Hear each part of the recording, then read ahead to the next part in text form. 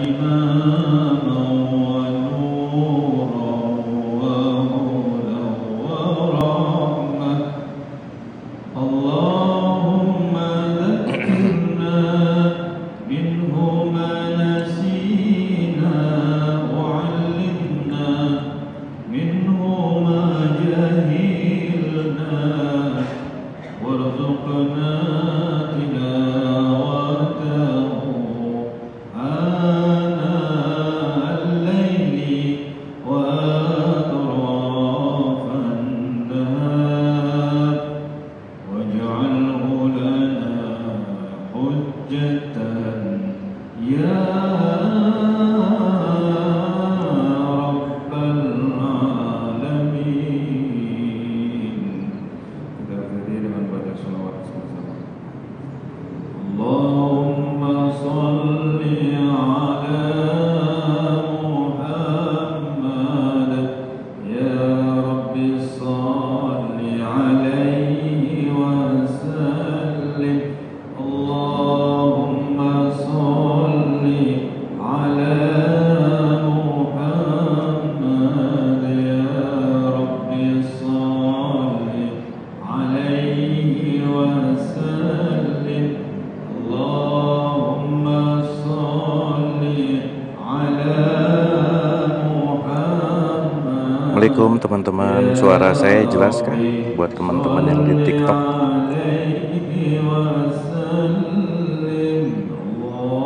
Allahumma salli wa sallim wa barik alaihi.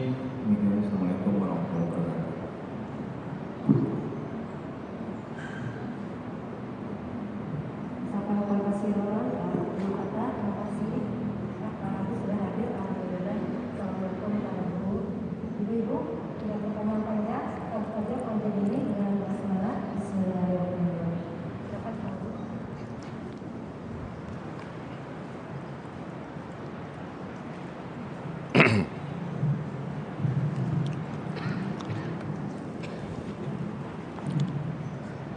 A'udzubillahi minasyaitonirrajim. Bismillahirrahmanirrahim. Rabbi a'udzubika min hamazati syayatin wa a'udzubika rabbi ayahdurun.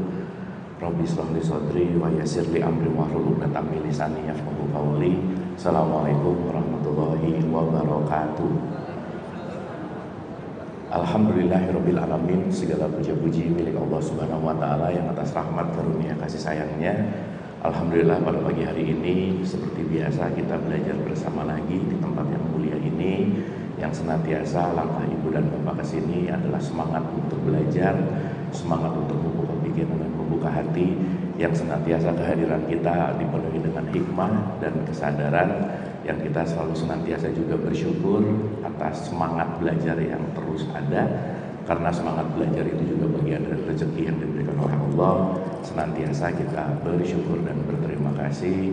Dan insya Allah pada pagi hari ini kita akan belajar bersama lagi. Senantiasa kita mendapatkan pengetahuan, tetapi yang jauh lebih penting adalah bukan pengetahuan yang bertambah, tetapi adanya perilaku yang selalu berubah. Salawat serta salam juga kita lupakan, kita sampaikan kepada seluruh nabi dan rasul, wabil khusus baginda besar kita Rasulullah Muhammad sallallahu alaihi wasallam, pada para sahabat-sahabatnya, tabi'in, pemuka-pemuka agama, wali-wali Allah, pejuang-pejuang bangsa, dan senantiasa sampai kepada kita sampai akhir zaman. Amin, amin ya Allah ya rabbal alamin. Ibu bapak sehat semuanya? Alhamdulillah. Alhamdulillah pagi hari ini kita kembali untuk diskusi lagi, belajar bersama lagi. Tapi sebelum kita mulai, ada baiknya kita hening sejenak. Senantiasa kita menghadirkan diri kita utuh di sini saat ini. Kita beral-fatihah sejenak supaya pikirannya tidak terlalu sibuk, dan senantiasa kita lebih memiliki atensi yang baik dan fokus yang baik. Senantiasa juga pembelajaran kita menjadi suatu pembelajaran yang lebih dimaknai. Oleh karena itu kita hening sejenak. Al-Hadiniyah, Al-Fatihah.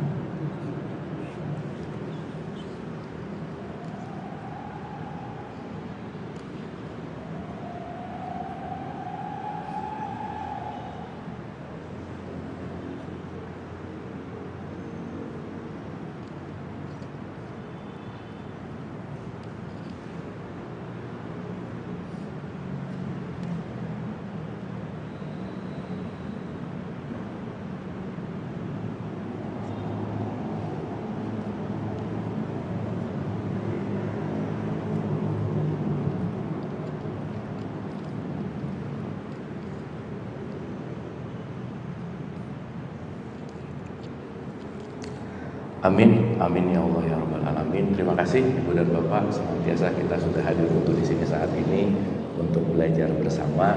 Dan saya nggak pernah bosan untuk mengawali bahwa saya bicara di sini bukan mau menceramahi, bukan mau bertausiah, bukan mau mengajari, tapi kita dialog, kita belajar sama-sama, kita sesama murid yang lagi belajar. Dan yang paling terpenting ketika pembelajaran itu mau bertambah, kita penting banget untuk mengosongkan gelas. Jadi senantiasa pembelajaran pagi hari ini, pembelajaran untuk saling menumbuhkan, saling berbagi, dan yang paling pasti Ibu dan Bapak penting sekali untuk membuka pikiran dan membuka hati yang senantiasa dengan kita selalu mau berubah, di situ akan ada juga perubahan yang lebih baik gitu. Setuju Bu, Pak? Setuju? Ya, lemas banget hari ini vibe akhir tahun apa gimana nih? Setuju nggak nih? Oke, sip. Kita lanjut ya pembelajaran kita. Oke, kemarin kita udah banyak bahas tentang banyak hal karena modulasi kita hari ini, modulasi kita secara global adalah meniti ke dalam diri gitu. By the way, sebelum lanjut, Ibu dan Bapak, dari pembelajaran kemarin ada pelajaran apa sih yang bisa diambil? Ada pelajaran? Ini kalau selesai dibaca-baca lagi, jangan-jangan lupa lagi. Nggak ya, tapi ada sesuatu ya. Oke ya, karena kan kita perlu evaluasi ya. Dan supaya nanti hasil evaluasi ini juga bagian dari bagaimana kita untuk terus mengupdate pembelajaran gitu. Oke, kita mulai. Bismillah ya. Kita review dulu boleh? Boleh ya? Oke, bismillah ya. Oke. Dalam perspektif yang sudah kita bahas ulang-ulang, bahwa setiap perjalanan ini kalau kita sebut dan kita sering dengar dengan kata-kata innalillahi wa inna ilaihi rajiun, gitu ya. Oke. Berarti dalam perspektif ini kita sekarang lagi mau melakukan perjalanan untuk pulang. Dimana setiap perjalanan pulang ini kita dihadirkan, gitu ya. Kita memiliki perjalanan langkah demi langkah yang pada akhirnya adalah kembali ke tempat asal kita gitu. Berarti Ibu dan Bapak, dalam pandangan ini kita sekarang lagi di tempat mampir sementara nggak? Iya nggak? Iya. Di sini kita cuman sementara yang akan pulang ke kampung halaman sejati gitu. Gitu ya. Makanya kemarin kita bahas bahwa kita di sini semua hanya hadir sebagai tamu gitu. Dimana yang namanya tamu itu tugas utamanya adalah belajar. Artinya setiap jam adalah jam pelajaran, setiap tempat adalah tempat belajar, dan siapapun yang datang ke kehidupan kita pasti mau memberikan pelajaran. Betul nggak Bu? Sip ya. Oke. Berarti kalau dari belajar, setiap peristiwa yang penting apanya Bu? Kalau mau belajar, setiap peristiwa yang paling penting apanya? Ibu Bapak, kalau ada seseorang yang mau ngajarin sesuatu sama Ibu Bapak, kira-kira dia mau menyampaikan apa? Pesan. Betul nggak? Berarti kalau begitu setiap pelajaran pasti mengandung pesan. Itulah kenapa ketika kita berbicara tentang yang namanya ikro itu artinya belajar melihat pesannya, bukan belajar melihat siapa yang menyampaikan pesan gitu kira-kira. Karena siapapun yang datang ke kita pasti mau ngasih pesan. Jadi Ibu Bapak, sayanya nggak penting nih, yang penting adalah pesannya. Makanya Imam Ali selalu mengatakan undur makola wala tandur makola. Jangan lihat siapa yang bicara, tapi lihat apa yang dibicarakan gitu kira-kira. Sampai sini oke? Sampai sini oke? Berarti penting nggak mendapatkan pesan? Penting nggak? Penting. Berarti pertanyaannya, kalau mendapatkan pesan, merubah sesuatu nggak? Merubah sesuatu diri kita nggak? Karena kalau saya simpulkan sederhana, kehidupan ini kita sebut the school of life, sekolah kehidupan. Jadi Ibu Bapak sekarang meskipun udah nggak kuliah, udah nggak ngambil S2, S3, tapi tiap hari belajar, gitu nggak Bu Pak? Pertanyaan saya, Ibu Bapak merasa setiap hari belajar nggak kira-kira? Nah, mulai ini. Berarti kan yang harus kita sadari, saya ketemu sama ini pelajarannya apa ya? Saya mendapatkan ini pelajarannya apa ya? Gitu ya? Tetapi kebanyakan bukan pesannya yang dilihat, tapi kejadiannya yang membuat diri kita nggak nyaman. Kita jadi justru malah tidak mengambil pesan, justru malah menjauhkan dari kejadiannya. Akhirnya jadi baper gitu loh, Bu. Betul nggak? Berarti intinya adalah bagaimana setiap pembelajaran kehidupan kita ini selalu mengandung pesan. Pesan itu akan membuat kita menjadi lebih paham. Makanya Quran selalu mengatakan alif lam ra tilka ayatul kitabil mubin inna anzalnahu qur'anan arabiyyan la'alakum ta'qilun, supaya kamu jadi paham. Sampai sini oke? Sampai sini oke? Berarti ibu bapak pulang dari sini penting nggak punya sesuatu yang dipahami? Penting. Kalau sesuatu yang dipahami, kira-kira sesuatu itu harus kita mengerti nggak? Iya. Berarti kalau kita mempelajari sesuatu yang kita nggak ngerti, pulang nggak dapat apa-apa gitu kira-kira. Betul nggak? Nah, sekarang saya tanya, maaf ya, kalau kita ngaji cuman menghatamkan, membaca mengulang-ulang, yang dibacakan nggak ngerti, pulang dapat pemahaman nggak kira-kira? Enggak. Makanya ketika kemarin kita udah bahas bahwa Quran tidak didesain hanya untuk dihatamkan, tapi Quran sendiri mengatakan pahami dong. Karena esensi dari Quran itu bukan hanya dibunyikan, tetapi dipahami, gitulah kira-kira. Setuju? Setuju? Jadi yang penting paham atau hatam? Dua-duanya tuh, dua-duanya. Tetap yang hataman terus boleh, tapi jangan sampai hataman mulu, tapi nggak paham-paham gitu maksud saya. Ibu bapak maaf ya. Ibu bapak kalau mau masak, resepnya dibaca terus, masakan jadi nggak? Enggak, resep pisang goreng, pisang terigu gula, pisang terigu gula, pisang goreng jadi nggak kira-kira? Enggak. Berarti kalau Quran ini jadi resep, dibaca mulu, masakannya jadi nggak kira-kira? Enggak. Mau ke Bandung, baca pelangnya, Bandung 120 kilo, ibu bapak baca berulang-ulang ribu-ribu kali, ibu bapak nggak nyampe ke Bandung gitu. Betul nggak? Betul nggak? Nah sekarang kira-kira dalam kebiasaan sehari-hari, lebih banyak bacanya, lebih banyak pahamnya? Sehari-hari lebih banyak pahamnya, lebih banyak bacanya. Baca. Sok saya yakin lah ibu-ibu di sini, bapak-bapak di sini hatam udah lebih dari 5-6 kali, gitu nggak kira-kira? Iya. Tapi pertanyaannya, yang dihatamkan paham nggak gitu kira-kira? Setuju? Setuju? Berarti pembelajaran kita adalah pembelajaran paham. Jadi yang penting hatam atau paham? Nah, udah bangun berarti ya, udah bangun. Oke. Nah, sekarang saya mau bahas satu hal gini, Bu. Pak, ingat ya, setiap orang itu pasti memiliki pemahaman yang beda-beda, pasti memiliki kesadaran yang beda-beda, nggak bisa disamain, nggak bisa. Kenapa? Karena wadah kita semua beda-beda. Kita dengerin satu materi yang ngomongnya sama, materinya sama, keluar dari masjid ini pemahamannya sama atau beda-beda? Berarti tergantung apanya? Wadahnya. Betul nggak? Berarti kalau saya pengen paham, poin yang paling penting, wadahnya diberesin dulu nggak kira-kira? Iya.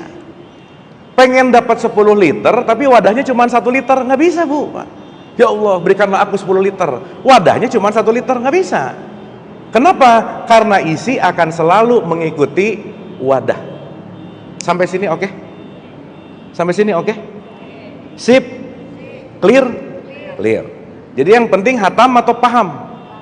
Dua-duanya. Nah, jadi sekarang kalau lagi hataman, dicoba untuk contoh. Ibu dan bapak pernah dengar kata tadarus nggak? Pernah dengar? Tadarus itu apa sih? Baca. Bukan. Tadarus itu mempelajari. Nah karena sekarang udah jadi kebiasaan dengar kata tadarus, jadi baca gitu nggak?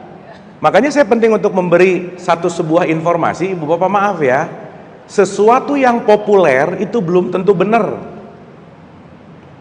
Sekarang secara populer tadarus itu baca, padahal Quran sendiri ngomong bahwa tadarus itu dalam tanda petik ngomong di sini memberikan informasi gitu ya, pelajari.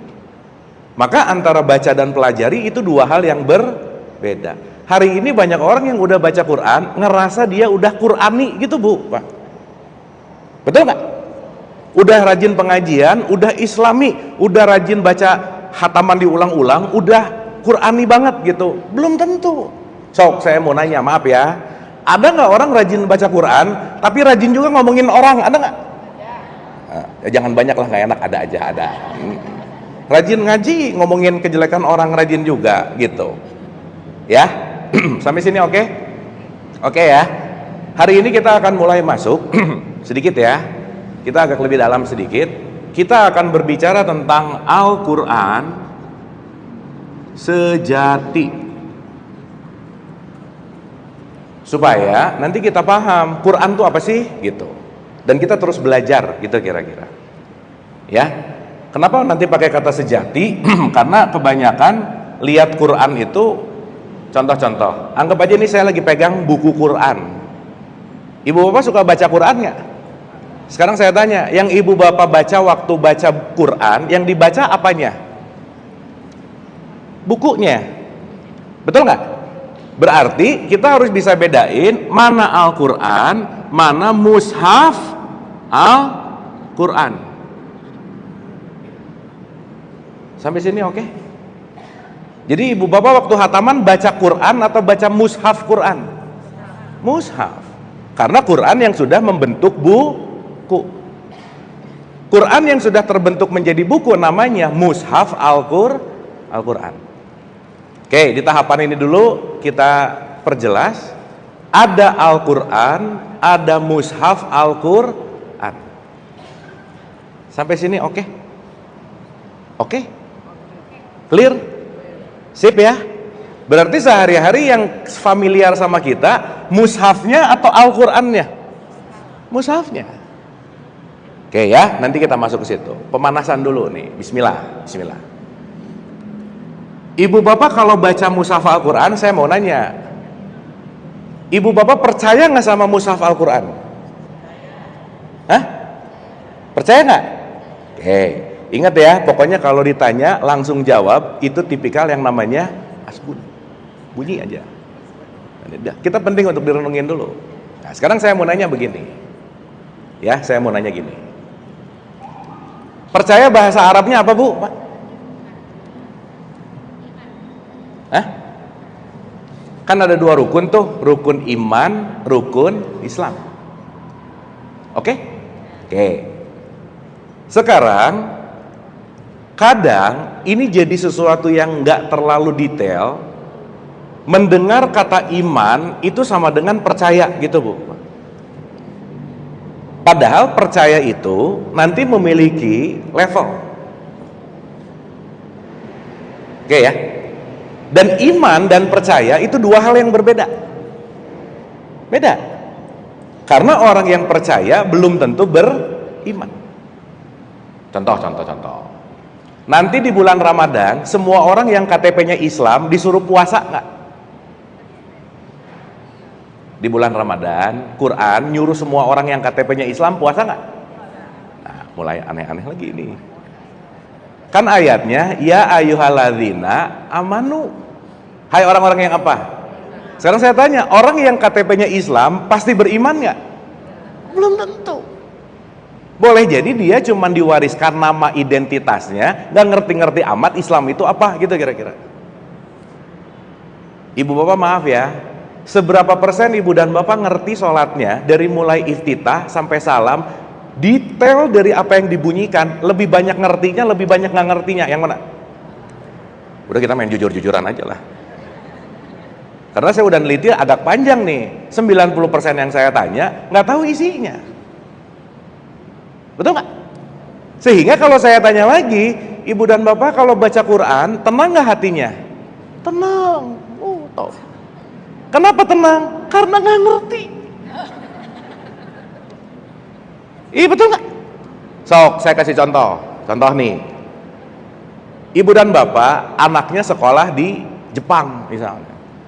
Udah lama sekolah di Jepang, ibu bapak dapat surat dari anaknya, ceritanya masih zaman surat nih. Si suratnya isinya pakai bahasa Jepang. Waktu ibu dan bapak nerima surat dari anak, happy nggak? Senang orang dari anak dapat surat, betul nggak? Tapi bahasa yang di dalam suratnya ibu bapak nggak ngerti. Kira-kira pesan dari anaknya nyampe nggak sama ibu bapak? Tapi ibu bapak tuh Ini senang, aduh anakku ngirim surat gitu. Sampai dilihat-liatin ke tetangga, nih anakku dari Jepang ngirim surat pakai bahasa Jepang. Ke tetangga lagi, nih pakai bahasa Jepang. Kebetulan si tetangga yang berikutnya agak ngerti bahasa Jepang. Nanya, Bu, emang isi suratnya apa? Nggak tahu, yang penting ini dapat surat, udah gitu aja. Taunya begitu dibaca, Ibu, saya lagi sakit, saya masuk rumah sakit udah 2 minggu. Begitu ngerti baru deg-degan si ibunya, betul nggak? Jadi sekarang ibu bapak maaf ya, kalau baca Quran tenang, karena emang jangan-jangan nggak ngerti isinya gitu loh Bu. Sok ibu bapak perhatiin Imam Masjidil Haram. Kalau Imam Masjidil Haram lagi baca ayat-ayat surga, sumringah, betul nggak? Kalau lagi baca ayat-ayat neraka, dalam tanda petik, nangis, betul nggak? Karena dia mengucapkannya penuh dengan paham. Ini makmumnya orang Indonesia, mau ayat surga ke, ayat neraka, cengar-cengir aja Bu, udah aja gitu. Orang nggak tahu isinya apa. Betul nggak? Betul nggak? Sip ya. Jadi kira-kira kalau orang yang mau memahami, membaca Quran penuh dengan introspeksi nggak? Ini Quran ngomong apa? Cocok nggak sama aku gitu? Makanya saya senang banget mengutip statementnya Gusmus Bu, Pak. Ini keren kalimatnya. Gusmus tuh ngomong gini. Kalian kalau baca Quran merasa tersinggung nggak? Terus jawab, hah? Tersinggung gimana? Ya. Kalau udah baca Quran mulai tersinggung, itu mulai lumayan oke lah. Apa tersinggungnya? Begitu baca ayat-ayat beriman, kok ini ciri-ciri orang beriman nggak ada di saya ya? Nah, mulai tersinggung tuh gitu loh Bu, Pak. Tapi begitu ciri-ciri orang kafir, kok semuanya ada di saya ya? Gitu loh Bu, Pak. Berarti selesai baca Quran harusnya penuh dengan pertanyaan dan kesadaran nggak Bu, Pak? Iya, ini tutup Sadaqallahul Azim, senyum aja. Emang tadi isinya apa? Wallahu alam bisawab. Benar aja gitu Bu, Pak. Dan ini tipikal terjadi di mana-mana gitu loh. Sampai sini oke? Sampai sini oke? Sip? Duh, ibu bapak lemas-lemas gini, oke nggak ini? Oke, lagi mulai menyerap kali ya, lagi mulai, oke. Oke, ulang ya, ulang. Dalam perspektif bahasa Arab, percaya itu namanya yakin. Yakin itu artinya percaya. Yakin itu tidak sama dengan iman, nggak sama. Karena iman itu adalah output dari keyakinan tertinggi gitu. Makanya di Quran yang disuruh puasa, hai orang-orang yang beriman. Jadi puasa itu jembatan atau tujuan? Puasa jembatan atau tujuan? Jembatan. Supaya si beriman nyampe ke level tertinggi. Namanya takwa. Sekarang saya tanya, jadi orang beriman pasti takwa nggak Bu, Pak? Orang beriman pasti takwa nggak? Belum tentu, makanya disuruh puasa.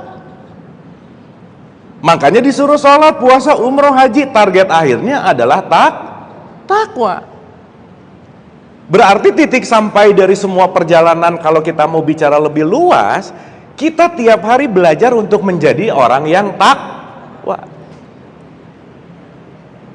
Jadi ibu bapak maaf ya, orang beriman aja belum tentu takwa, apalagi orang yang KTP-nya Islam gitu loh Bu, Pak. Jadi maaf ya, ada nggak atau bisa nggak orang yang KTP-nya Islam tapi nggak beriman? Bisa begitu nggak? Bisa. Karena nilai keimanan tidak terletak pada identitas, enggak. Tapi masuk ke dalam level yang namanya keimanan dan ketakwaan. Sampai sini oke? Sampai sini oke? Oke? Jadi ibu bapak orang beriman nggak kira-kira? Nah, nggak pede nih. Oke, nanti kita bahas ya pelan-pelan nih. Nah, 1. Ibu bapak pasti sering baca surat At-Takasur aja. Ibu bapak ini saya tulis PR ya, jangan lupa nih. Nanti difoto. Kalau PR di rumah dibaca lagi gitu maksudnya. Oke. Nanti ibu bapak baca surat At-Takasur 102 full. Ya, 102 full.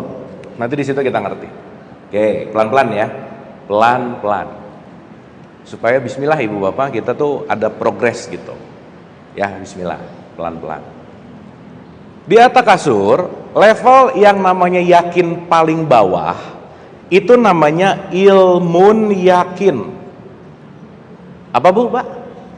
Ilmun yakin berarti dia baru tahu secara pengetahuan, tahu. Saya mau nanya, ibu bapak tahu rukun Islam nggak? Tahu. Hafal nggak? Hafal. Tapi yang diketahui belum tentu diamalkan, betul nggak? Nah, berarti itulah kenapa kalau kita berbicara ilmun yakin itu ibu bapak baru cuman tahu. Contoh. Ibu bapak anggap aja ibu bapak nggak tahu air mineral dalam kemasan. Anggap nggak tahu, boleh ya? Anggap nggak tahu aja. Saya cerita. Ibu bapak ada air mineral dalam kemasan. Dicatat air mineral dalam kemasan. Begitu ibu bapak mencatat air mineral dalam kemasan, jadi tahu nggak? Yang asalnya nggak tahu, jadi tahu. Oke? Sampai sini oke? Oke. Tapi begitu ibu bapak dari tidak tahu menjadi tahu, itu baru level keyakinan paling rendah. Oh, tahu, dah. Maka Atta Kasur bilang berikutnya, kamu jangan hanya di ilmun yakin, tapi bicara tentang ainul yakin. Kamu harus menyaksikan dong. Orang yang tahu sama orang yang ngeliat, beda nggak tingkat keyakinannya? Contoh. Ini pakai bahasa gampang aja ya. Orang yang tahu nama ibu bapak sama orang yang udah pernah ketemu ibu bapak, dia lebih yakin yang cuman dengar nama atau yang ketemu langsung? Gitu. Karena kalau cuman dengar namanya, palingan katanya dengar. Gitu nggak Bu Pak? Yes. Tapi kalau udah ngelihat langsung, oh udah ngelihat ini nih, gitu. Beda nggak keyakinannya? Beda. Nah, saya kasih contoh nih. Tadi saya bilang, ibu bapak ada air mineral di dalam kemasan. Saya liatin nih, ini. Ibu bapak melihat ini nggak? Berarti kalau udah ngelihat, ini levelnya tidak di ilmun tapi di ainul yakin. Lebih yakin nggak? Lebih yakin nggak? Ya, beda nggak sama orang yang cuman baru tahu? Beda nggak? Beda. Sampai sini oke? Oke? Oke. Nah, yang level paling tinggi ini level 1, level 2, level 3. Ini saya ulang-ulang dulu ya, sedikit ya. Supaya ibu bapak kita nggak di level 1 mulu gitu. Banyak orang yang tahu Quran, tapi jangan-jangan nggak menyaksikan gitu. Apalagi mengalaminya. Makanya orang yang di sininya banyak ayat-ayat Quran, itu jangan-jangan cuman baru tahu gitu kira-kira. Sekarang saya tanya ibu bapak, level paling tinggi itu bukan tahu dan menyaksikan, tetapi dia sudah disebut hakul yakin. Pernah dengar gitu nggak? Hak, realitas. Berarti di sini sudah masuk ke dalam level yang namanya pengalaman. Sudah mengalami. Ibu bapak tahu teori gula, belum tentu tahu rasanya manis, betul nggak? Tapi ibu bapak kalau udah tahu rasanya manis, teorinya udah tidak bukan hanya jadi teori gitu kira-kira. Sampai sini oke? Oke? Oke ibu bapak? Paham? Coba kalau udah paham saya mau nanya. Kalau udah dihakul yakin, berarti si mineral waternya gimana nih? Apa ciri-ciri orang sudah hakul yakin?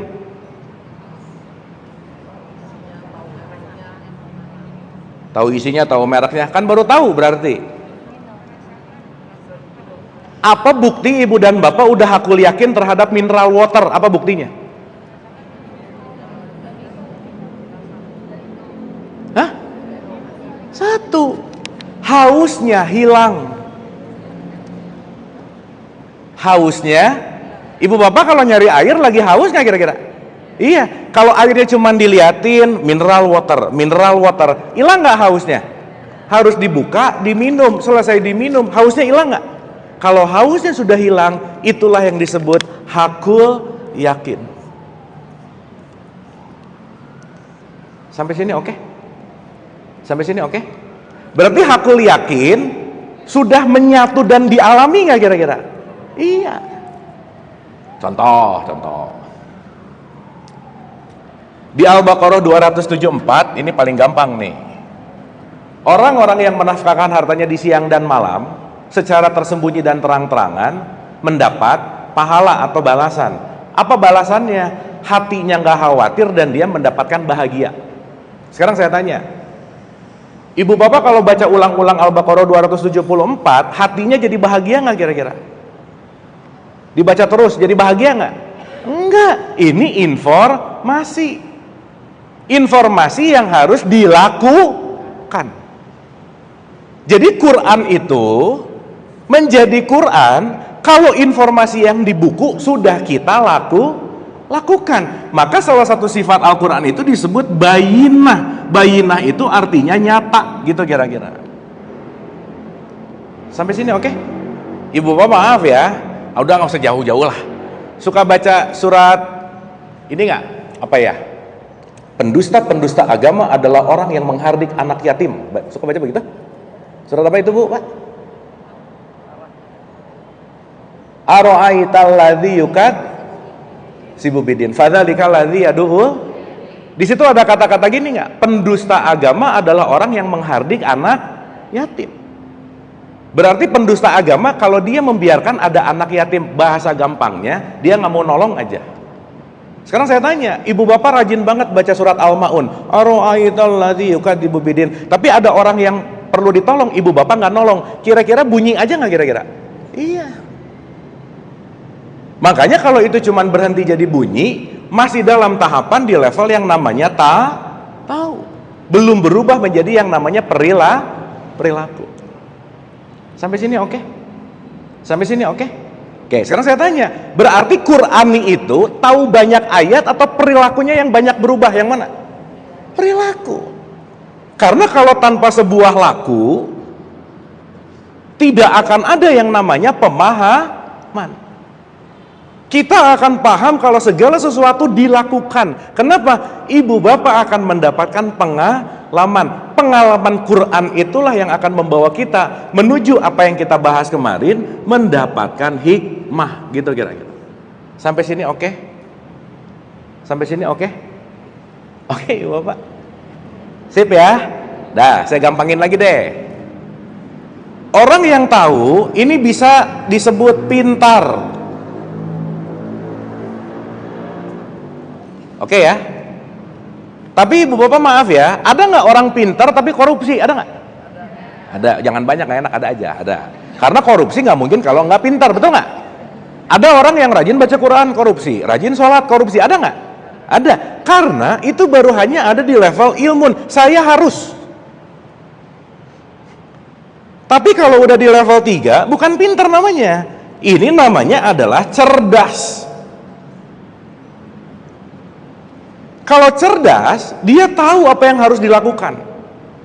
Dan outputnya biasanya adalah, konteksnya adalah manfaat.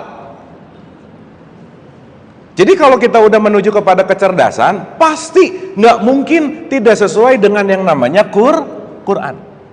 Kenapa? Orang Qurannya udah dialami kok gitu. Nah ibu bapak maaf ya, sekarang orang kebalik nih, ngelihat orang yang tahu surat ayat, ngelihat orang yang tahu hafal ini semua dan lain-lain, disebut ini orang soleh. Belum tentu, dia cuman banyak pengetahuan. Sampai sini oke?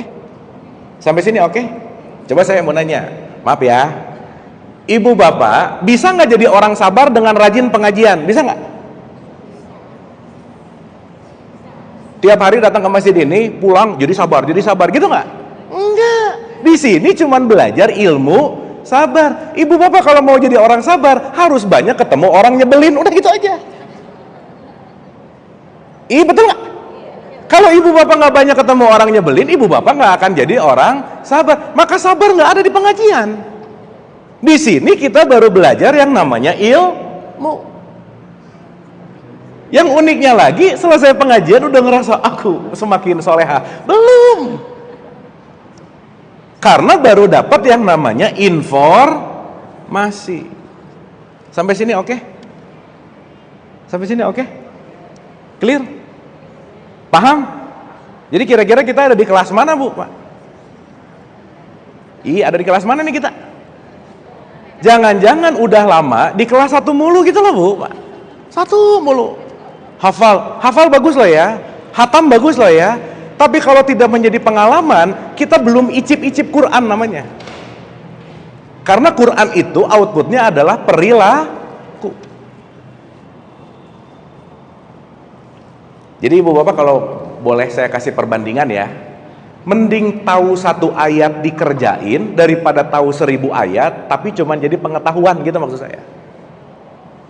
Makanya bal huwa ayatum bayinah fi sudur. Quran itu ayat yang bayinah, nyata. Ciri orang yang Qurani bukan baca ayat di mana-mana, bukan. Perilakunya semakin sesuai dengan kehendak Allah. Dah gitu aja kira-kira. Jadi Bu Bapak maaf ya. Bisa nggak orang justru malah jarang baca kitab Quran, tapi lebih Qurani daripada orang yang sering pengajian? Bisa begitu nggak? Jadi udah nggak usah sombong lah. Aku tuh rajin banget pengajian, Senin di sini, Selasa di sini, gitu. Ngaji mulu. Tapi kelasnya di sini gitu. Terus habis gitu biasanya kalau udah masuk ke sini ada rasa bahwa yang enggak pengajian dianggap kurang soleh-solehah gitu loh Bu, Pak. Jadi makin banyak ngaji makin menilai orang gimana sih gitu. Kan aneh ya. Sampai sini oke? Clear ya? Oke sampai sini? Oke? Berarti kalau mushaf ini kelas 1 atau kelas 3? Iya tadi oke Kalau mushaf kelas 1 atau kelas 3? 1. Quran yang sejati itu baru di kelas 3. Jadi ibu bapak kalau mau disebut orang yang Qurani, bukan rajin hatamnya, bukan. Apa yang dihatamkan berubah menjadi perilaku. Berarti outputnya perilaku nggak kira-kira? Iya. Sekarang sibuk ngafalin, tapi tidak ditransmisi, tidak ditranslate menjadi sebuah perilaku gitu maksud saya. Oke? Baru kalau udah dihak, naik satu level ke iman. Iman itu satu akar kata dengan aman, artinya tenang. Orang yang beriman tuh tenang Bu, Pak. Relax gitu. Kenapa? Knowledge-nya tahu, hukumnya tahu, ada pengalaman, jadi nggak gampang panik gitu misalnya. Sip ya? Oke, nanti kita bahas keimanan di beberapa pertemuan yang akan datang. Tapi at least ibu bapak hari ini yuk, jangan sampai kita hanya membunyikan, masuk ke sebuah ritual, tapi apapun itu tidak ditransformasi menuju kepada perilaku kita maksud saya. Setuju? Setuju? Paling simpel ibu bapak kalau rajin ngaji, mengurangi menilai orang, udah gitu aja. Jadi kalau rajin ngaji semakin menilai orang, pasti ada something wrong. Karena bertambahnya pengetahuan itu bisa jadi sombong Bu. Makanya semakin bertambahnya pengetahuan, semakin perilakunya juga harus bertambah gitu kira-kira. Ibu bapak pernah dengar gini nggak? Sampaikanlah walau 1 ayat, pernah dengar nggak? Bukan ibu bapak sekarang dapat atak kasur keluar ceramah atak kasur, bukan. Tapi apa yang kita pelajari jadi perilaku, keluarnya adalah manfaat gitu loh Bu, Pak. Kita jangan jadi banyak ngasih wejangan ke orang gitu Bu, Pak. Ini semangat banget ngasih wejangan ke orang, orangnya nggak butuh gitu padahal.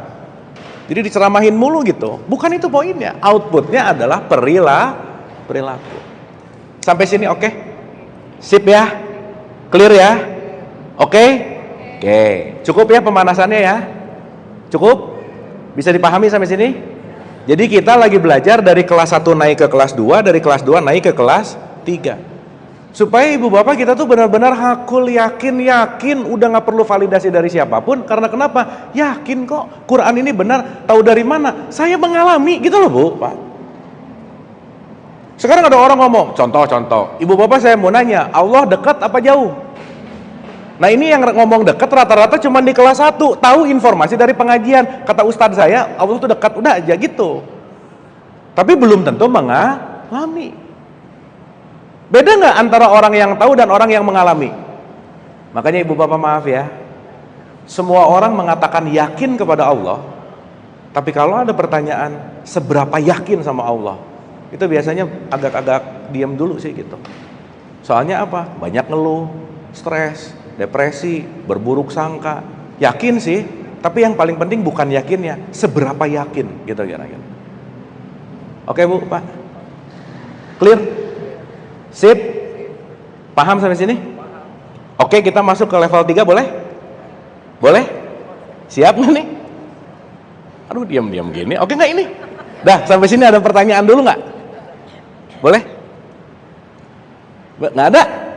Iya, silakan Ibu. Tidak mudah masuk ke level yang Bawah.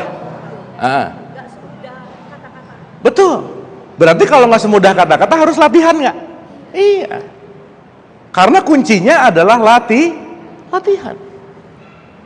Ibu bapak maaf ya, kalau mindsetnya selama ini, aduh aku nggak bisa, selamanya nggak bisa nggak kira-kira? Iya. Betul nggak Bu? Berarti harus ada yang namanya spirit semangat nggak untuk melakukan? Ibu bapak saya mau nanya, maaf ya. Hikmah itu pemahaman kesadaran Quran. Saya mau nanya, hikmah itu diberikan kepada semua orang nggak?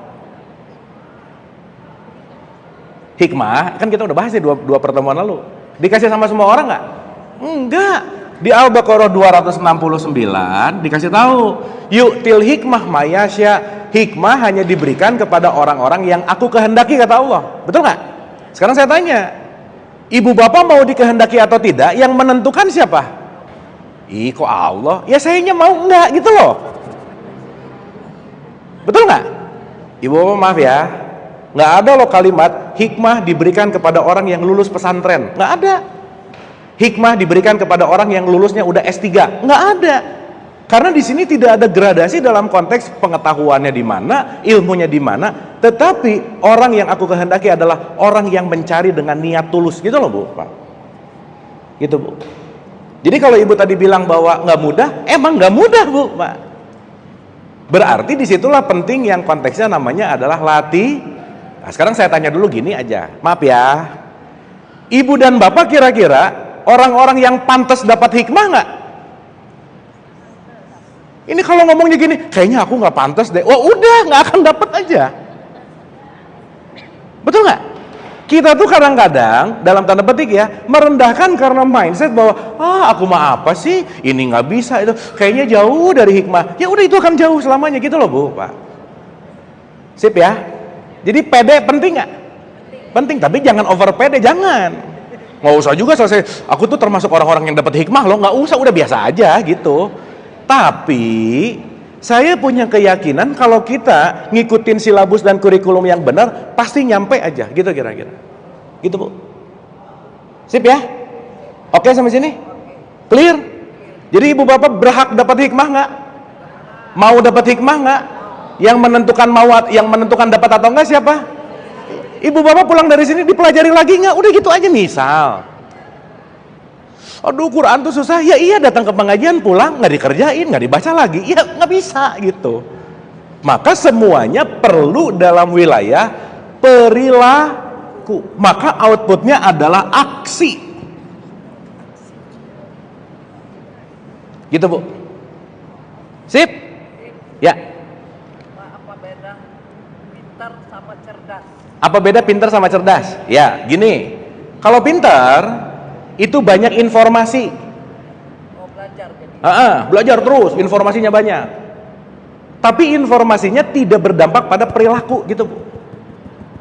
Gitu ya. Ibu, maaf ya, maaf. Ada nggak orang yang ngomong tiap hari sedekah, tapi dirinya yang ngomong pelit misalnya? Ada begitu nggak? Mungkin aja sih, gitu. Gitu Bu. Jadi kalau sekarang ibu bapak tahu banyak data, bagus, yes.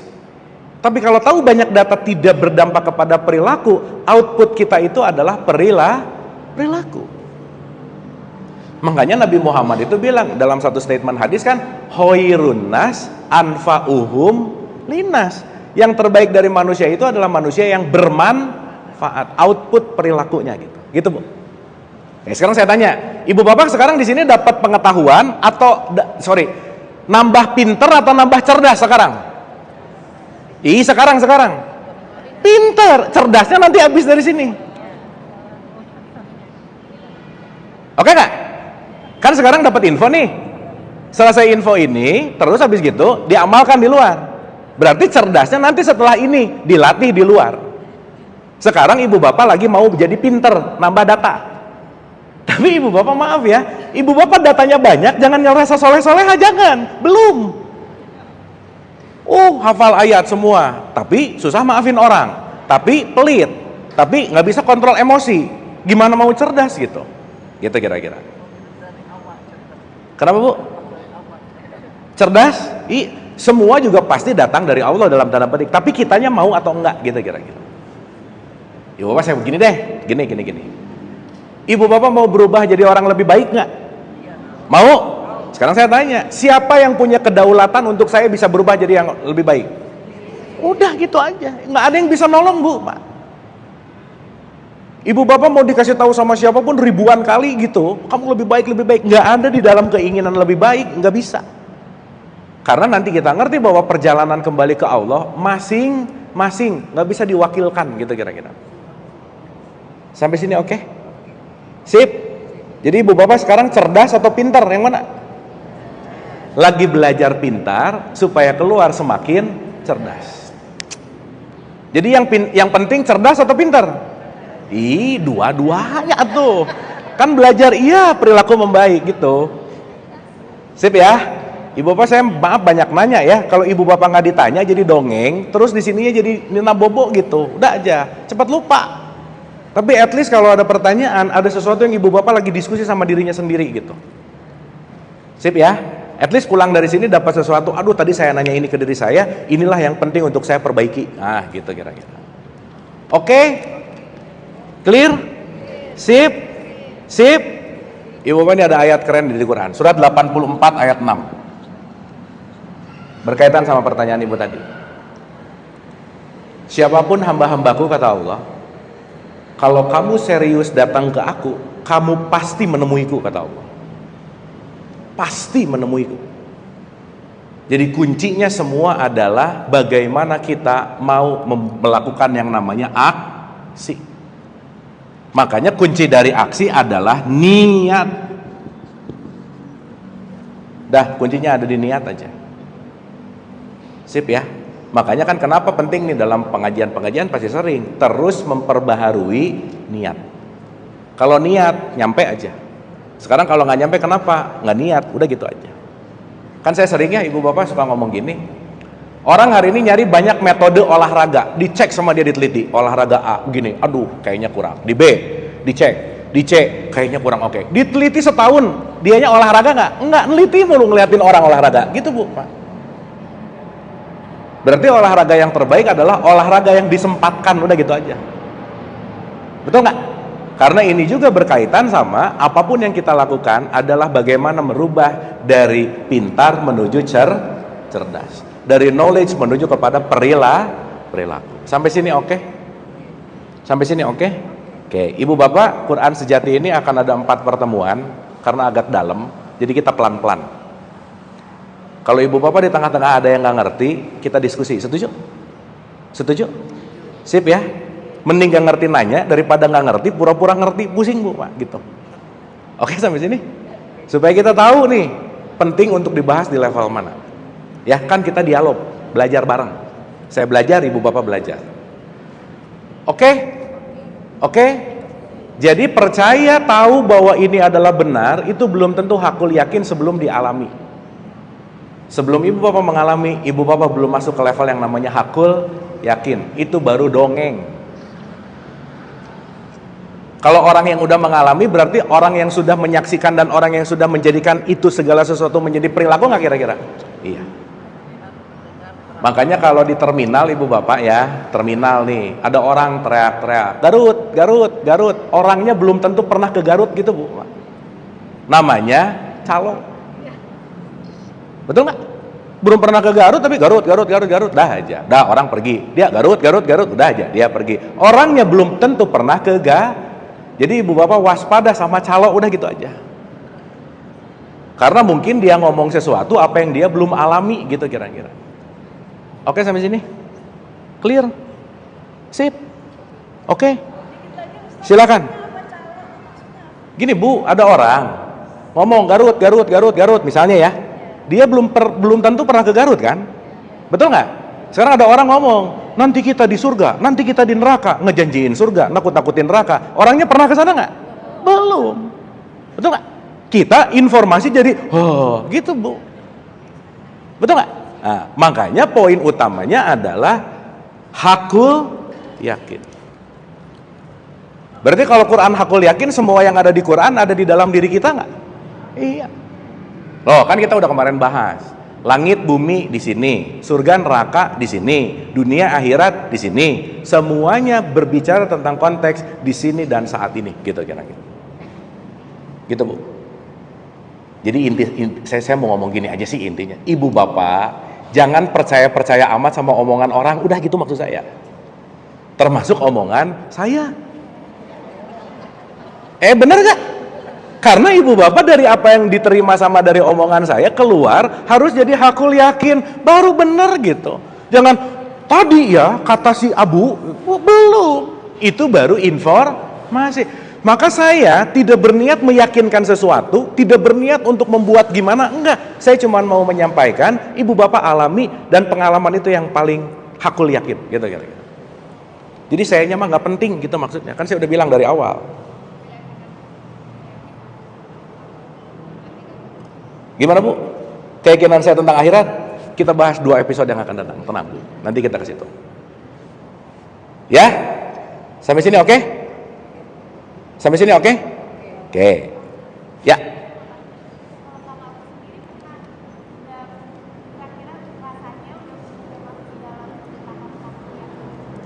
Ya, gini. Kenapa saya bicara begini? Karena apa yang saya ceritain ini adalah apa yang saya alami gitu.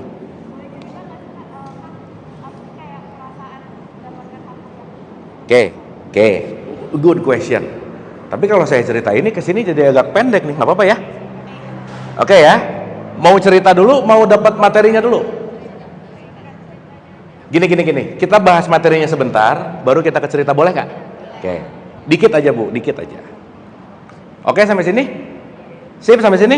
Dah, makanya ibu bapak penting nggak kita ngosongin pengetahuan yang lama, penting nggak? Penting. Mending ngomong sama orang yang nggak punya pengetahuan daripada ngomong sama orang yang banyak pengetahuan. Repot Bu, Pak. Banyak pertentangan gitu. Dikit-dikit nggak gitu, dikit-dikit nggak gitu, gitu loh Bu, Pak. Padahal dia ngomong nggak gitu berdasarkan limitasi pengetahuan dia yang nggak banyak gitu kira-kira. Makanya yang paling penting dari keseluruhan, kita langsung to the point ya. To the point ya.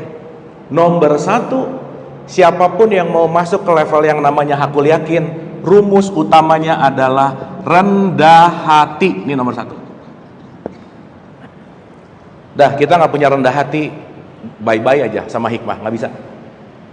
Karena kalau nggak ada rendah hati, kita nggak mungkin menerima sesuatu yang baru.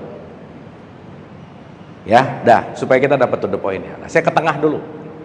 Ibu bapak sampai sini oke, makasih ya pertanyaannya, good question banget, top banget. Sampai sini oke? Clear? Clear. Dah, 1 ya. Nabi Muhammad itu ditanya, iya Rasul, pedoman hidup kita apa sih? Quran. Terus Nabi Muhammad bilang satu statement yang menarik adalah la sautin wala harfun. Nggak ada suaranya, nggak ada hurufnya. Sekarang saya tanya, berarti Quran ini at least yang kita tahu ada 2 poin nih. Ada yang tersurat, ada yang tersirat. Oke? Oke? Ibu bapak pernah dengar kata ayat nggak? Pernah dengar? Ayat itu apa Bu? Ayat itu apa? Tanda, sign. Maka ibu bapak pasti deh, ini kan pengajiannya udah lama, sering dengar ada ayat-ayat kauniyah, ayat kauliyah. Pernah dengar nggak? Pernah dengar? Kauliyah itu adalah sesuatu yang tersirat, kauliyah yang tersurat, kauniyah yang tersirat. Oke sampai sini? Sekarang saya tanya, di buku Quran penuh dengan ayat-ayat nggak? Berarti kalau ayat di buku Quran tanda bukan? Kalau tanda jadi rambu-rambu nggak dalam kehidupan? Yes, berarti Quran yang di buku itu adalah rambu dari kehidupan yang penting untuk kita lakukan. Contoh. Ibu bapak maaf ya, ada orang rajin banget hataman, baca Quran. Dah. Selesai baca Quran, naik motor, jelas-jelas ada tulisan P dicoret. Kalau P dicoret berarti apa Bu Pak? Nggak boleh parkir. Ayat bukan? Ayat, tanda kok. Parkir di situ. Berarti orang yang parkir di P dicoret pandai membaca ayat atau nggak pandai membaca ayat? Nah gitu. Dilarang buang sampah, puk aja seenaknya. Oke nggak sampai sini? Nah sekarang saya tanya, contoh.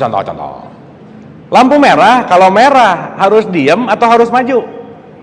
Kalau ada orang lampu merah maju, kira-kira dia buta warna atau buta makna? Bisa dua-duanya. Tapi kalau dia tidak buta warna, kemungkinan dia buta makna. Nah, nggak ngerti kalau P dicoret itu adalah nggak boleh parkir. Jadi dia parkir aja. Saya tanya, mau dia tahu mau dia enggak, kalau P dicoret dia parkir, ditilang nggak Bu Pak? Ditilang. Jadi semesta ini nggak peduli kita mau ngerti mau enggak, hukumnya pasti akan terjadi, gitu loh Bu Pak. Sampai sini oke? Kan nggak bisa gini Pak, polisi datang, Pak maaf ya, saya kurang mengimani hukum kalau P dicoret itu nggak boleh parkir, saya nggak mengimani itu. Nggak bisa, orang hukumnya begitu, gitu loh. Paham sampai sini?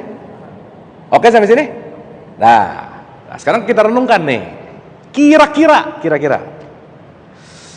mau nggak mau ini kita harus belajar agak sedikit berbicara tentang bahasa ya. 3 ayat aja, ini penting banget. Sekarang saya tanya, Ibu dan Bapak, kira-kira ya, contoh-contoh nih, kalau kita hidup sezaman dengan Nabi Muhammad, terus kita nanya sama Nabi Muhammad, ya Rasul, pedoman hidup kita apa sih? Nabi Muhammad bakal jawab apa Bu Pak? Ih kok diam sih? Ini kalau ada Nabi Muhammad, kita sejaman nih nanya, ya Rasul, pedoman hidup apa sih? Dia bakal jawab apa? Kira-kira ya, kan di surat 45 ayat 20 ada kata-kata hadza baso irulinas. Contoh. Kira-kira jawaban beliau bakal gini nggak? Ya Rasul, pedoman hidup kita apa sih? Buka aja surat 45 ayat 20. Jawab gitu nggak kira-kira? Ya nggak bisa lah, orang bukunya belum ada. Ibu Bapak tahu buku Quran ditulis di zaman Utsman, jauh setelah Nabi Muhammad wafat. Pernah dengar informasi itu nggak? Sekarang saya tanya, Quran yang ditulis oleh Utsman direvisi sama Nabi Muhammad nggak? Ada tulisan revised by Muhammad SAW, gitu nggak? Enggak. Bener nggak sampai sini? Nah sekarang saya tanya, berarti ketika Nabi Muhammad mendapatkan Quran, beliau mendapatkan buku nggak? Bukan. Berarti Quran yang didapatkan oleh Nabi Muhammad, Quran yang namanya Quran sejati, bentuknya buku nggak? Enggak. Berarti kalau yang didapatkan sama Nabi Muhammad kira-kira tersurat apa tersirat? Tersirat. Kita sekarang dapat yang tersirat sudah menjadi teks. Sampai sini oke? Oke? Aduh, oke nggak ini? Paham ya? Oke, pelan-pelan ya, pelan-pelan. Ibu Bapak ini kunyah pelan-pelan ya, kunyah pelan. Pahamnya mungkin nggak sekarang, tapi mungkin tahun depan nggak apa-apa lah. Kan kita setahun lagi ya, setahun lagi 2024. Ibu Bapak punya waktu 1 tahun untuk merenungkan ini. Nah, lama ya. Kalau nanti tahun depan ketemu lagi nggak paham-paham, udah aja. Setahun. Ulang. 1 ya.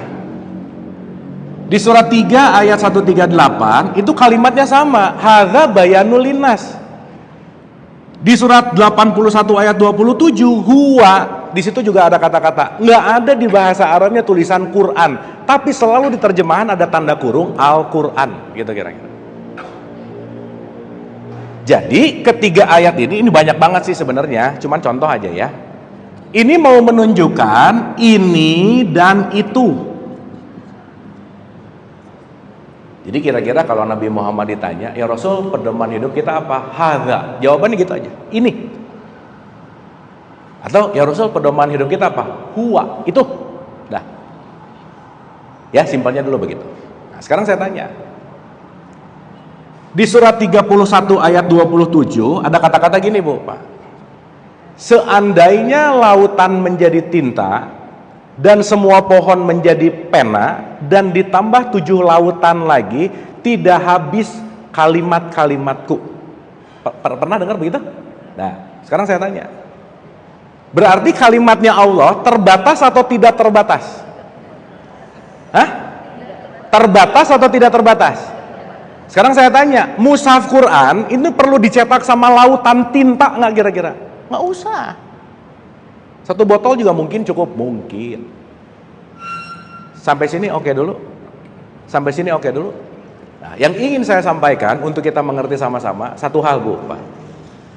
Jadi kira-kira, mungkin nggak ayat-ayat Allah cuma 6.000 sekian ayat, mungkin nggak? Ih kok diam sih? Kan tadi lautan jadi tinta, pohon-pohon jadi pena. Kalau si lautan dijadiin tinta dan ditambah 7 lagi, nggak akan habis kalimat-kalimat Allah. Ayat-ayatku tuh nggak habis. Berarti ayat Allah terbatas atau tidak terbatas? Sip. Kalau tidak terbatas berarti hanya sekitar 6.000 ayat nggak? Lebih. Jadi kalau hari ini ada orang yang tahu sekitar 6.000 ayat, itu baru tahu cuma 0,1% dari ayat-ayat Quran seluruhnya. Karena dia baru tahu yang tertulis. Berarti 99,9% ayat-ayat Allah tertulis atau tidak tertulis? Enggak, makanya Nabi Muhammad bilang, Quran yang sejati adalah enggak ada hurufnya, enggak ada suaranya, gitu kira-kira. Sampai sini oke? Clear ya? Pelan-pelan ya. Ibu bapak hari ini pokoknya di kelas 1 aja dulu ya, nggak apa-apa ya. Tahu aja dulu. Tapi nanti pelan-pelan direnungkan. Supaya nanti kita ngerti, oh Quran itu tidak hanya terstruktur kecil hanya dalam bentuk buku gitu loh Bu, Pak. Ibu bapak kalau di Al-Baqarah 115 ada kata-kata gini. Kemana saja kamu menghadap, di situ wajah Allah, betul nggak? Berarti kemana saja kita menghadap, ayat-ayatnya dia nggak? Contoh. Ibu bapak kira-kira kalau udah mulai perut nggak enak, ini ciri-ciri udah mulai harus ke toilet nggak? Itu ayat bukan? Nah gitu. Aduh, ayatnya Allah nih, gitu. Kalau udah mulai pusing, sinyal nih, ada sesuatu yang nggak beres di sini. Ayat bukan? Iya, sekarang orang ngomong ayat, pokoknya tulisan hurufnya Arab aja, gitu misalnya. Nggak begitu. Karena segala sesuatu bentuknya adalah tanda. Sampai sini oke? Sampai sini oke? Dah, ulang dulu nih. Berarti kalau kita berbicara tentang Quran ini tidak ada suara dan tidak ada hurufnya, sekarang saya mau nanya. Nabi Muhammad dapat Quran, bentuknya apa Bu, Pak? Ya wahyu itu bentuknya apa? Di mana Nabi Muhammad begitu ditanya, ya Rasul pedoman kita tuh apa? Ini. Kalau ini dia nunjuk sesuatu nggak? Iya dong. Huwa, apalagi di 81 ayat 27, zikrul lil alamin. Quran itu pedoman untuk seluruh alam loh. Di sini Quran itu untuk manusia. Ibu bapak maaf ya, Quran sendiri ngomong Al-Quran untuk orang Islam aja atau untuk manusia? Contoh ya. Anggap ini saya bawa kitab Quran. Saya datang ke tetangga saya yang Kristen misalnya, atau Konghucu atau apapun lah. Itu saya bilang ke beliau, Pak, ini pedoman hidup kita. Kira-kira dia cenderung nerima atau nggak nerima? Hah?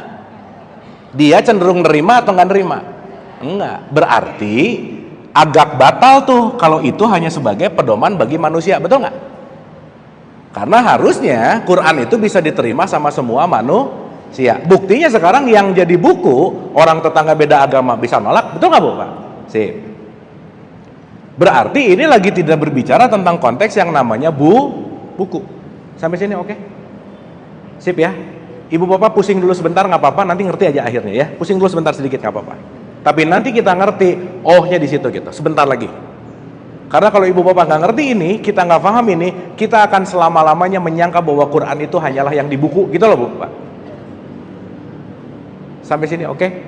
Dah. Kuncinya ada di sini. Pelan-pelan ya, pelan-pelan. Quran itu bahasanya di Quran itu sendiri adalah disingkapkan. Dalam tanda petik, Al-Quran itu diturunkan, bukan dijatuhkan, bukan Bu.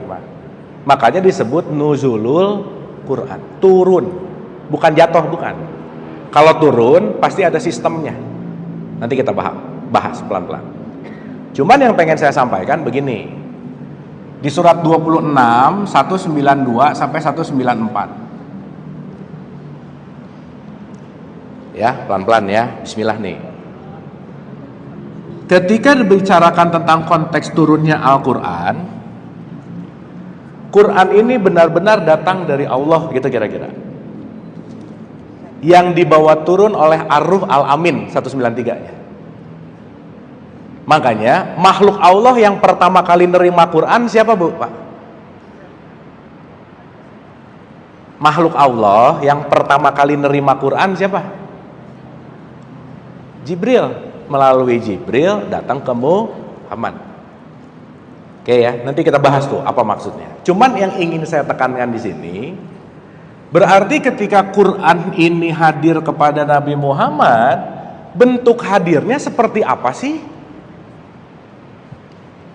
Emang waktu datang, buku gitu nggak? Enggak. Tapi begitu revelation atau begitu penyingkapan, Nabi Muhammad mendapatkan Quran di luar dirinya atau di dalam dirinya? Di dalam. Maka disebutkan yang diturunkan ke dalam hatimu. Ke dalam apa Bu, Pak? Ke dalam apa? Hati. Berarti ketika Nabi Muhammad mengatakan, ya Rasul, pedoman kita apa? Hadza, ini. Nabi Muhammad lagi nunjuk kemana? Ini. Makanya diulang-ulang, istafti qalbak, mintalah petunjuk kepada hatimu. Sampai sini oke? Sampai sini oke? Berarti sekarang saya tanya, ibu bapak sekarang punya hati nggak? Punya hati nggak? Tapi bukan hati liver, bukan loh ya. Ini berbicara tentang quote and quote lah. Kita sebut sebagai kolbu. Sekarang saya tanya, kolbu ibu dan bapak di luar dirinya atau di dalam dirinya? Di luar dirinya atau di dalam dirinya? Contoh simpel aja. Kalau saya beli TV baru nih, segede gini, dibungkus nggak Bu Pak? Kan baru nih, BNIB brand new inbox, ada dibungkus tuh. Si TV punya manual book nggak? Manual booknya di dalam bungkus atau di luar bungkus? Di dalam. Masa TV aja manual booknya di dalam bungkusnya? Kita produk terbaik gitu dalam tanda petik, manual booknya di luar bungkusnya. Betul nggak Bu Pak? Berarti manual book sejati, Quran quote and quote sejati ada di luar diri kita atau di dalam diri kita? Sip. Di mana? Di sini. Sampai sini oke? Sampai sini oke? Berarti setiap orang punya potensi mendapatkan Qurannya masing-masing nggak kira-kira? Iya. Cuman mau nggak menembus dinding hatimu? Udah selesai.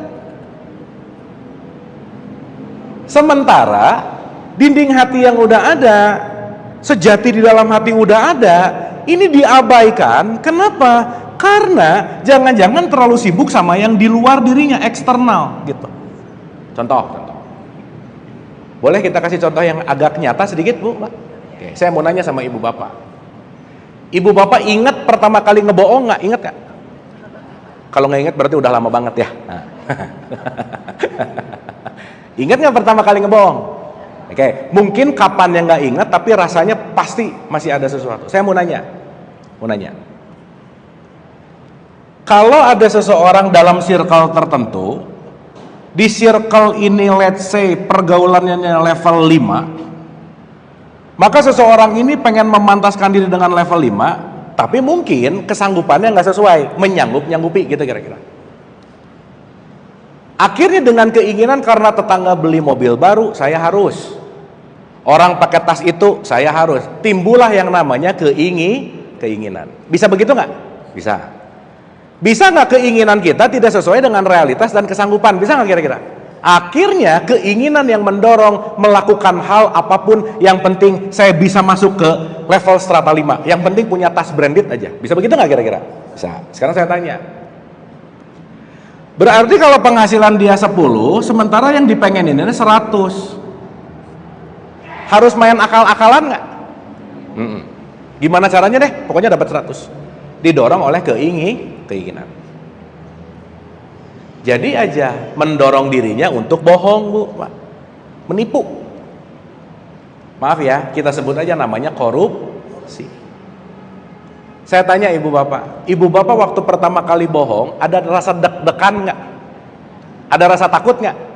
Sekarang saya tanya, takut itu sinyal dari dalam nggak kira-kira? Itulah rasa dimana Quran sejati lagi ngasih tahu kita, jangan dilakukan. Gitu loh, Bu, Pak.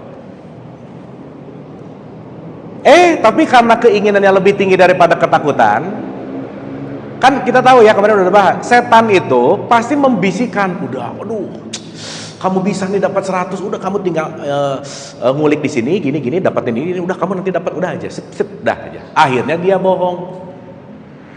Berarti waktu pertama kali bohong, rasa deg-degan itu masih ada nggak, Bu, Pak? Ada. Bohong pertama dapat 100, setan datang lagi. Kemarin 100 berhasil, naik dong 150, bisa nggak? Bisa. Bohong lagi kedua kali.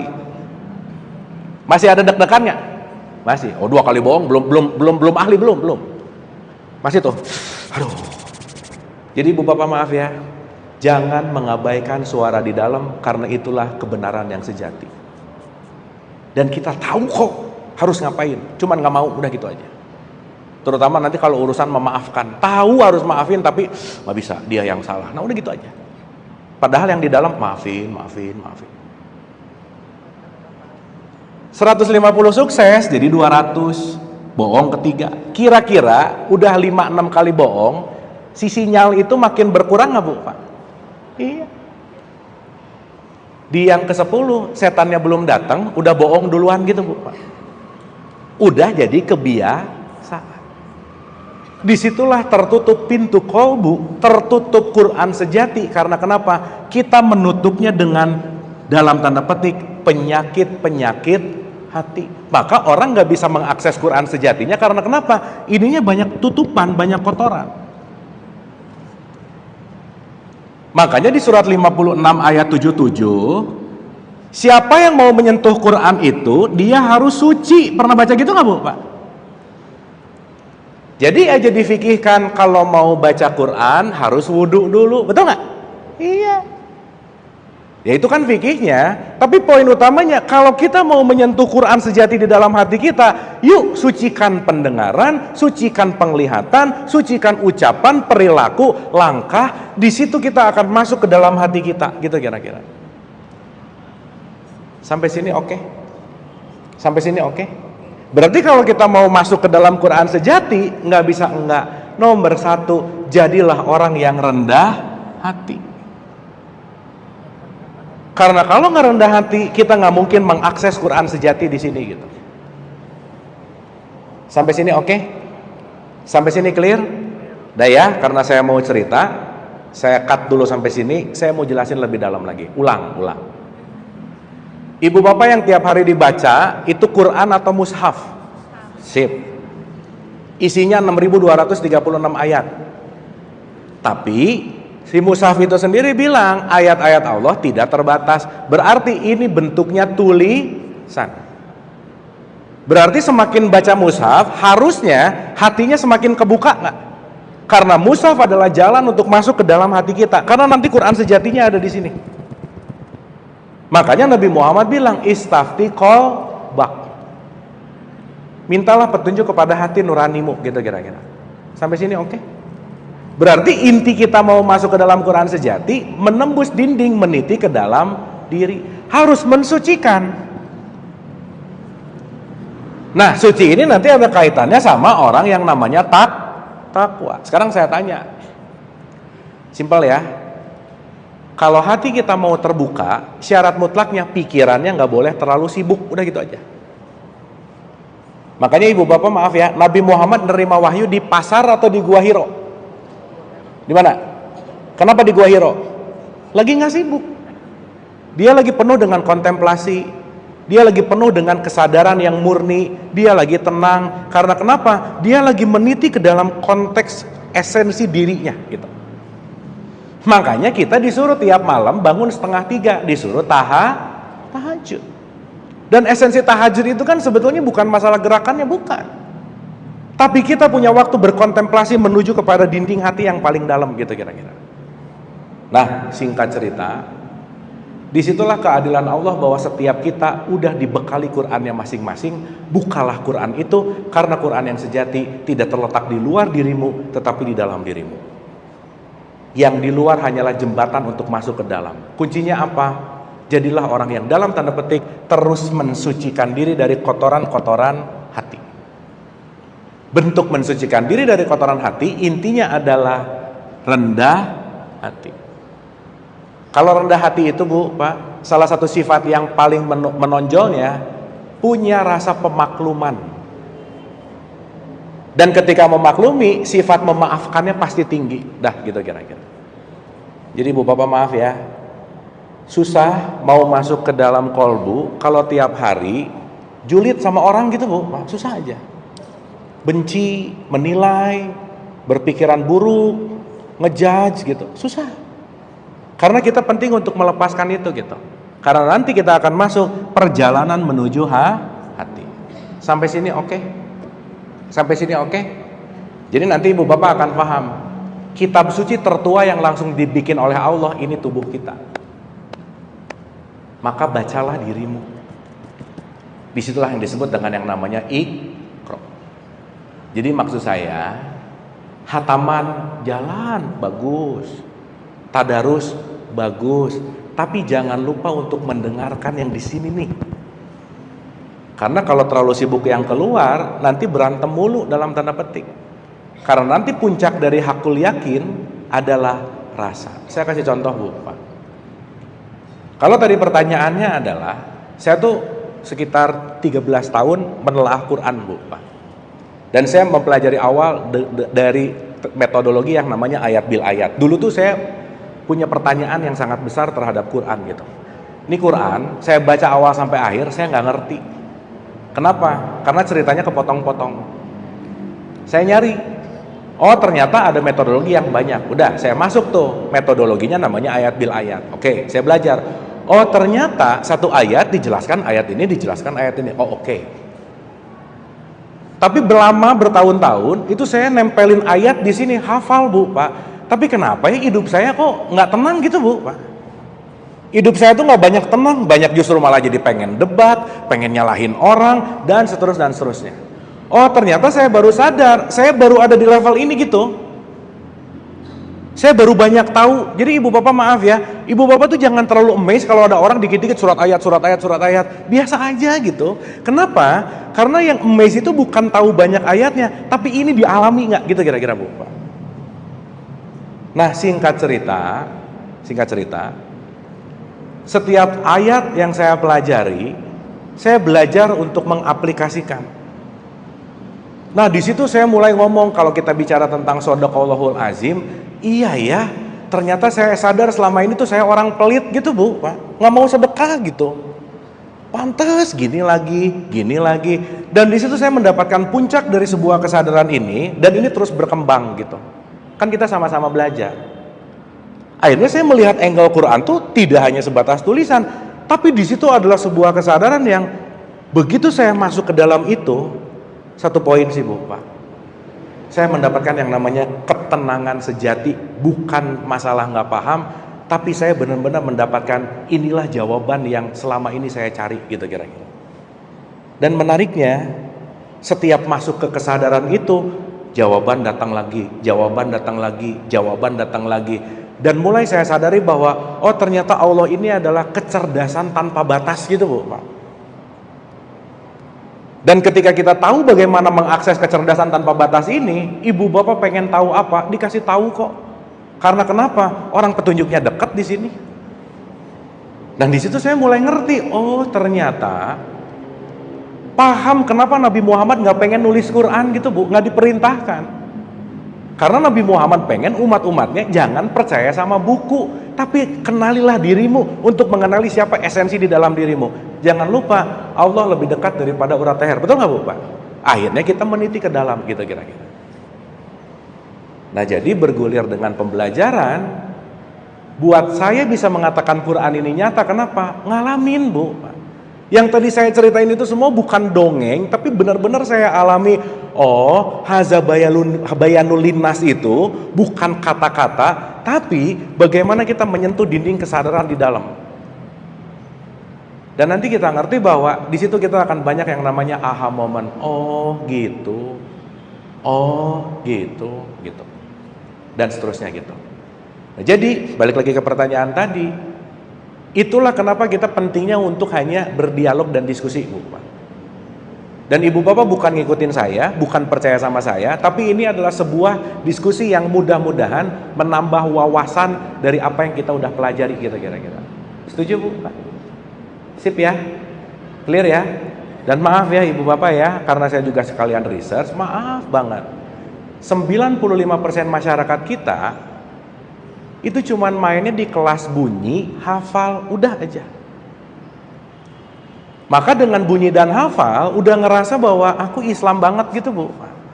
Jadi lupa bahwa Islami itu bukan terletak pada perilakunya, tapi sekarang bangga dengan simbol gitu kira-kira.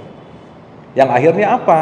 Mungkin karena terbiasa baca Quran gak ngerti isinya, gak ngerti artinya, akhirnya kita punya kebudayaan, kebiasaan, yang penting hatam, mau pelit, mau susah maafin, yang penting Qurannya udah hatam gitu, Bu. Padahal output takwa bukan dari sebuah pengetahuannya, bukan, tapi dari perilaku gitu. At least to be simple, semakin saya menyelami ini, Bu, Pak, semakin saya mencintai hidup, semakin saya menghargai hidup, semakin saya susah untuk ngejudge kejelekan orang, semakin saya susah untuk melihat keburukan orang, dan saya semakin belajar untuk bisa berdamai dengan apapun realitas yang datang kepada saya. So bahasa gampangnya, saya lebih merasakan kebahagiaan dengan Quran yang sejati ini gitu, Bu, Pak. Dan itu gak bisa diceritain, tapi Ibu Bapak harus mengalami gitu. Karena segala sesuatunya perjalanan ke dalam. Gitu, Mbak. Oke? Sip? Ih, jadi diam-diam gini. Oke gak Ibu Bapak? Clear ya? Sip ya? Yuk, Bu. Kita tutornya harus bener ya, maksudnya jangan calok tadi. Nah gitu. Nah, gitu, Bu. Makanya Ibu Bapak nanti Ibu Bapak tahu kok, maaf ya. Ketika Ibu Bapak melatih ini, Ibu Bapak akan peka orang yang ngomong gara-gara dongeng dan orang yang ngomong gara-gara pengalaman. Pasti Ibu Bapak tahu. Karena nanti itu urusannya ke frekuensi. Rumi bilang, sesuatu atau siapapun yang menyampaikan dengan hati pasti menyentuh hati. Tapi kalau disampaikan hanya dalam bentuk knowledge, pasti juga hanya menyentuh knowledge. Makanya outputnya adalah pengalaman. Contoh ya, Ibu Bapak pernah nggak sih dengar orang ngomong panjang lebar, tapi Ibu Bapak nggak dapat makna isinya apa sih? Pernah gitu nggak? Nah, tapi Ibu Bapak pasti nih kalau guru-guru top gitu ya, ngomongnya nggak panjang, tapi jelek banget gitu. Kenapa? Karena dia tidak berbicara dengan kata-katanya, dia berbicara dengan pengalamannya gitu loh, Bu. Dan pengalaman itu yang menyembuhkan sebetulnya. Kenapa? Saya bisa ngajak Ibu Bapak ke Bandung karena saya pernah di Bandung gitu loh, Bu. Pak, tahu ininya begini, begitu gitu. Makanya betul. Itulah tadi saya bicara, Ibu Bapak jangan mudah percaya, apalagi yang ngomongnya figur otoritas. Jadikan itu informasi, selesai. Percayailah kalau omongan itu sudah Ibu Bapak alami dalam bentuk yang namanya pengalaman. Tapi jangan lupa, jangan ngelihat siapanya, karena bukan siapanya yang penting, tapi apa yang disampaikannya, gitu kira-kira. Gitu, Bu. Setuju? Setuju? Even Ibu Bapak sama anak yang kecil, kalau dia membawa kebenaran, bisa jadi pelajaran buat kita nggak? Bisa, nggak bisa. Alah, anak kecil tahu apa? Jangan gitu, Bu. Alah, kamu tuh miskin tahu apa sih? Alah, kamu tuh pendidikannya nggak ada tahu. Jangan gitu. Kenapa? Karena tidak ada yang sia-sia yang nyampe ke kita, pasti ada pesan penting di situ. Itulah kenapa penting punya rendah hati. Kalau nggak rendah hati, Ibu Bapak pasti ngelihat lulusan mana, ngelihat IPK-nya berapa gitu.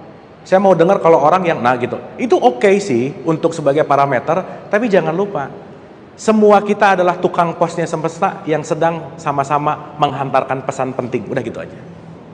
Makanya kita belajar bareng. Setuju? Oke? Sip? Paham? Ini paham-paham gini dapat ya? Karena antara paham dapat sama paham bingung emang beda tipis sih, Bu. Tapi at least Ibu Bapak, apapun yang Ibu Bapak dapatkan per saat ini pasti tergantung dari wadahnya masing-masing. Apapun itu Bu, Pak, yuk gak usah berantem sama pemaknaannya, karena nanti masing-masing. Tapi yang terpenting adalah kita punya sikap yang namanya rendah hati. Once Ibu Bapak humble, rendah hati, guru pasti datang aja. Makanya rumusnya, kalau murid siap, guru pasti datang. Kalau muridnya nggak siap, guru nggak akan datang. Dan guru tergantung dari frekuensi muridnya. Kalau muridnya banyak marah, yang datang gurunya juga tukang marah-marah biasanya gitu, Bu. Udah gitu aja. Kenapa? Karena esensinya adalah frekuensi. Dan kita datang ke sini nggak mungkin tanpa frekuensi yang selaras tuh nggak mungkin. Mau segimanapun nggak selaras nggak akan datang ke sini aja. Karena kalau belum selaras nggak bisa dipaksain, itu yang paling penting. Setuju? Sip ya. Terakhir kita konklusikan, Ibu Bapak di pertemuan yang akan datang, ini kan direkam, Ibu Bapak tonton at least 2 kali, setuju ya? Supaya kayak saya nggak harus muter-muter lagi ke belakang. Kita akan menyentuh Quran sejati insya Allah di Januari gitu. Ibu Bapak punya waktu 1 tahun untuk berkontemplasi. Oke ya? Sip ya? Oke, nanti saya udah bikinin listnya dari awal pengajian, Ibu Bapak tinggal nonton aja. Ya, nanti Ibu Bapak bisa lihat. Saya simpulkan boleh? Menjawab ya pertanyaannya, aman? Ada lagi pertanyaan? Satu lagi deh boleh, ini 5 menit terakhir sebelum saya konklusi. Oke, kalau nggak ada pertanyaan biasanya udah paham, udah gitu ya. Ibu Bapak ada satu statement menarik nih. Kadang kita terlalu sibuk mencari jawaban dalam hidup, tetapi ketika kita membuka hati, kita tidak pernah akan mendapatkan jawaban, tapi pertanyaannya yang hilang. Tiba-tiba Ibu Bapak nggak nanya lagi aja. Kenapa? Karena saya sudah mengalami, gitu kira-kira. Oke? Dicerna baik-baik, dialami, bukan hanya tahu. Yuk kita jadikan ini semua sebagai perilaku. Simpulan ya. Ulang. Mau pulang perlu peta nggak, Bu, Pak? Mau pulang perlu peta nggak? Perlu. Berarti kita masing-masing udah dikasih peta belum? Di mana? Ya, makanya peta sejati itu namanya Quran. Makanya Quran sejati ada di dalam qalbu.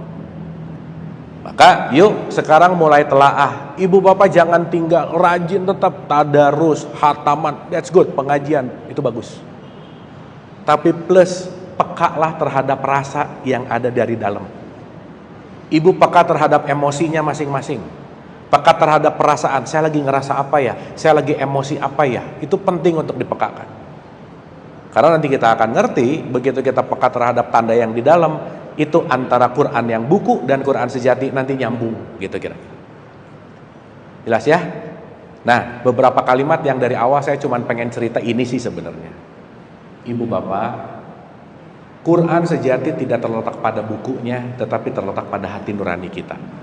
Maka, yuk masuklah ke dalam hati nurani kita, karena nur itu cahaya, ani itu Allah.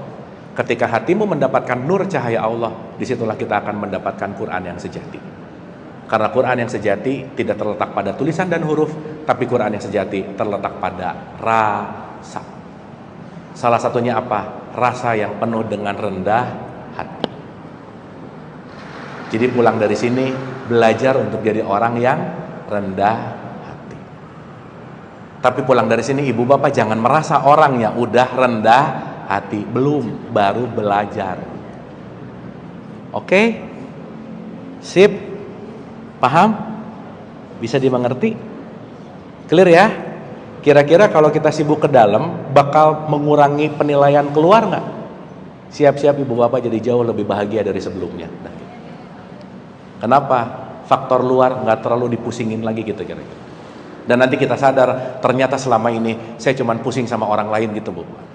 Tapi saya nggak kenal sama diri saya gitu kan. Oke Bu, Pak, hatur nuhun. Ada pelajaran hari ini yang bisa diambil? Banyak ya. Pelajarannya pasti sesuai dengan kapasitas, tapi yang pasti yuk apa yang kita dapatkan rubahlah dengan aksi untuk menjadi yang namanya perilaku. Hatur nuhun. Al-Hadiniyah, kita doa sebentar sebelum kita tutup. Al-Fatihah. A'udzubillahi minasyaitonirrajim. Bismillahirrahmanirrahim. Alhamdulillahirabbil alamin arrahmanirrahim maliki yaumiddin. Iyyaka na'budu wa iyyaka nasta'in ihdinas siratal mustaqim. Shiratal ladzina an'amta 'alaihim ghairil maghdubi 'alaihim waladdallin. Amin. Allahumma rabbighfirli wa li walidayya warhamhuma kama rabbayani shaghira. Rabbana atina fid dunya hasanah wa fil akhirati hasanah wa qina adzabannar wa adkhilnal jannata ma'al abrar ya aziz ya ghafur ya rabbal alamin. Subhana rabbika rabbil izzati amma yasifun wa salamun alal mursalin walhamdulillahi rabbil alamin. Amin amin ya Allah ya rabbal alamin. Ibu dan Bapak, terima kasih. Mohon maaf lahir dan batin, semoga bermanfaat. Saya minta maaf kalau ada kata-kata yang tidak berkenan, tidak baik. Semua datang dari kebodohan saya. Saya nggak tahu apa-apa, nggak bisa apa-apa dan bukan siapa-siapa. Karena semua hak mutlak ilmu hanya milik Allah Subhanahu wa taala. Terima kasih. Mohon maaf lahir dan batin. Wabillahi taufiq wal hidayah. Assalamualaikum warahmatullahi wabarakatuh. Hatur nuhun. Terima kasih.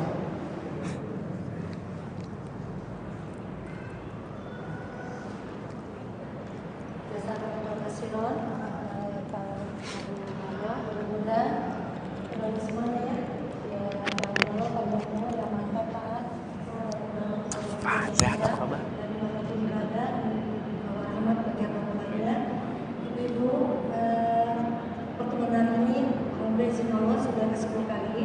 Insya Allah bulan depan Januari kita bertemu tanggal 11 dan tanggal 25 Januari Insya Allah. Dan pada Januari dan kita semua dapat melanjutkan materi selanjutnya. Ibu punten jangan beli dulu ya. Kalau seperti biasa ya, foto Ibu Rina punten. Ibu biarin begini ya, kalau 3 kali kesini seperti biasa. Oh iya. Ya nanti insya Allah ada linknya. Ibu-ibu punten kalau tidak keberatan supaya saya tidak mau share linknya ke semua nomor, HP saya jadi bermasalah. Ibu bersedia nggak? Saya masukkan ke